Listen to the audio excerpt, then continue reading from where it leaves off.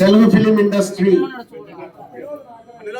FDC ఆధ్వర్యంలో meeting complete చేశాం. అటు ఇండస్ట్రీ తరపున ఇటు గవర్నమెంట్ తరపున ఎఫ్డిసి నుంచి ఈ మీటింగ్ కంప్లీట్ చేసి అటు గవర్నమెంట్ కు ఇండస్ట్రీకి జరిగిన డిస్కషన్ ఏదైతుందో చైర్మన్ ఎఫ్డిసి చైర్మన్ నా ద్వారా సీఎం గారు మీరు కమ్యూనికేట్ చేయమన్నారు.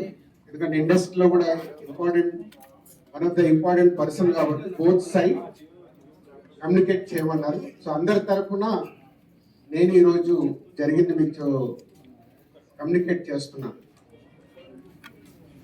ముందుగా సీఎం గారి విజన్.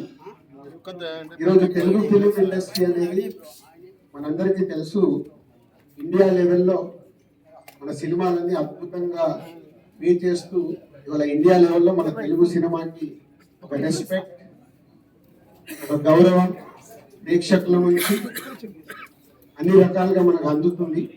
సో సీఎం గారి విజన్ ఇండస్ట్రీ మా అందరితో చెప్పింది, ఈరోజు తెలుగు సినిమాని మీ ఇండియా లెవెల్లోనే కాకుండా దీన్ని ఇంకా ప్రపంచ వ్యాప్తంగా డెవలప్ చేయడానికి ఇండస్ట్రీ గవర్నమెంట్ కలిసి పని చేయాలి అనేది మొదటి అంశం.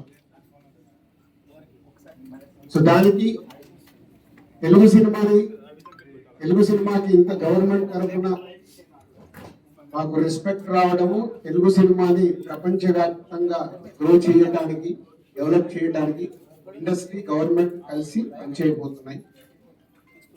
రెండవది హైదరాబాద్. ఈరోజు మనకు తెలుసు, హైదరాబాద్ లో మన తెలుగు సినిమాలే కాకుండా అటు బాలీవుడ్ నుంచి కానీ ఇటు తమిళ సినిమాలు, అటు కన్నడ సినిమాలు, అదర్ లాంగ్వేజ్, కేరళ, అన్ని షూటింగ్ జరుగుతున్నాయి.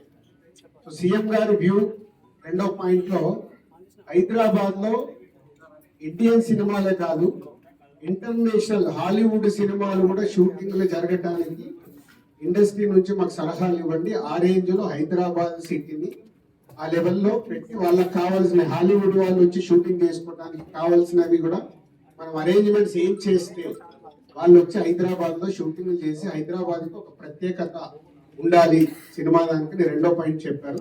దాని మీద మళ్ళీ మేము ఇండస్ట్రీలో కూర్చొని గవర్నమెంట్ కి ఎఫ్డిసి ద్వారా ఏమేం చేస్తే బాగుంటుంది అనేది చెప్పబోతున్నాం.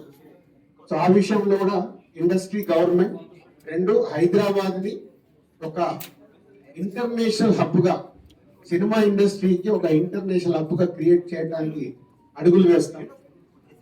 మూడోది ఇండస్ట్రీ నుంచి ఇప్పుడు గవర్నమెంట్ ఏదైతే జరుగుతున్న ఈ డ్రగ్స్ కావచ్చు,